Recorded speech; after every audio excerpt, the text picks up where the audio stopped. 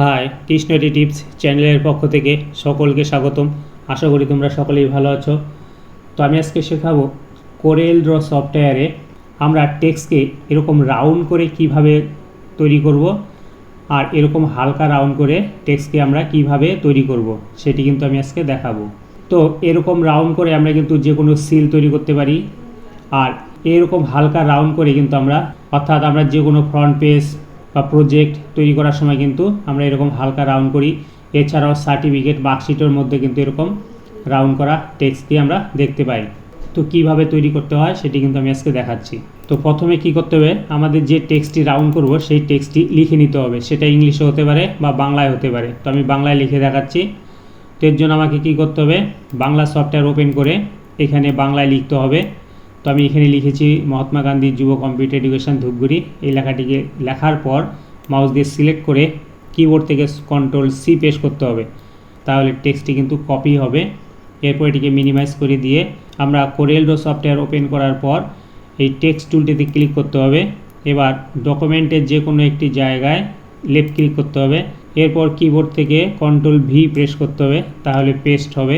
এবার ওকে করে দিলেই কিন্তু টেক্সটটি এখানে চলে আসবে। এবার এই টেক্সটটিকে আমরা এই কালো কালো যে পয়েন্টগুলো আছে সেগুলোকে আমরা মাউসের এভাবে ধরে এটিকে কিন্তু আমরা বড় করতে পারি টেক্সটকে।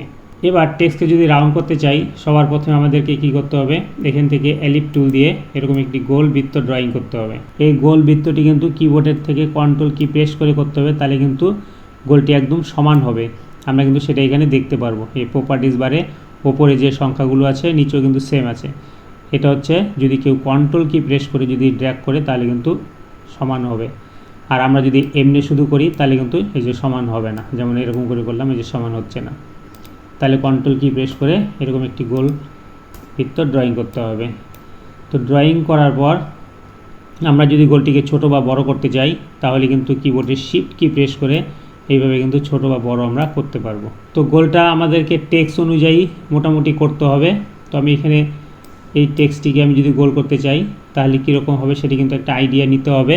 এই টেক্সটটিকে আমি CTRL-D দিয়ে ডুপ্লিকেট করে রাখি, আর একটা তৈরি করে রাখি পরের এই কাজটি দেখার জন্য। এরপর এই টেক্সটটিকে সিলেক্ট করে শিফট কি প্রেস করে এই গোল বৃত্তটিকে সিলেক্ট করতে হবে মাউস দিয়ে। সিলেক্ট করার পর টেক্সট থেকে ফিট টেক্সট টু পাথ এই অপশানটিতে ক্লিক করব, তাহলে কিন্তু টেক্সটটা ঘুরে যাবে। অর্থাৎ আমাদের কিন্তু টেক্সটটি কিন্তু গোলের থেকে কম।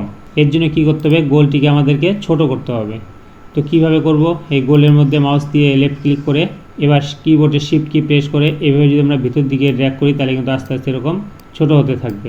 এরপর আমাদেরকে এই দাগটিতে সিলেক্ট করে কিবোর্ড থেকে ডিলিট কি প্রেস করতে হবে, তাহলে কিন্তু আমাদের এই দাগটি কিন্তু মুছে যাবে।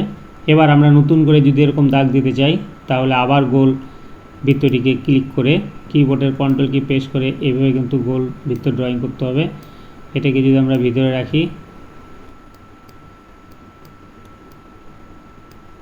এবার কিবোর্ড থেকে CTRL-C CTRL-V যদি পেস্ট করি, মানে কপি পেস্ট করে আমরা এবার এই চার কোণার যে কোনো একটা কোণার মধ্যে মাউস দিয়ে লেফট ক্লিক করে শিফট প্রেস করে কিন্তু করতে হবে। লেফট ক্লিক করে শিফট কি প্রেস করে এভাবে যদি আমরা ড্র্যাগ করি তাহলে কিন্তু বৃত্তটি কিন্তু আমাদের বাইরে চলে আসবে সমানভাবে।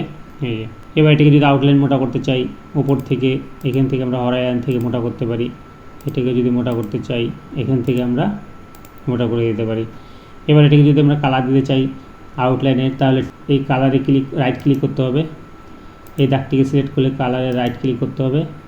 আর টেক্সটটিকে যদি কালার করতে চাই টেক্সটটিকে সিলেক্ট করে নিয়ে এখানে লেফট ক্লিক আর রাইট ক্লিক দুটাই করতে হবে, তাহলে টেক্সটটি মোটা হবে আর কালারও হবে। এরপর যদি আমরা এখানে একটা স্টার দিতে চাই এই স্টার টুলে ক্লিক করতে হবে। ওপর থেকে স্টারের আমরা এখান থেকে কোন চয়েস করতে পারবো, যেমন 5 স্টার।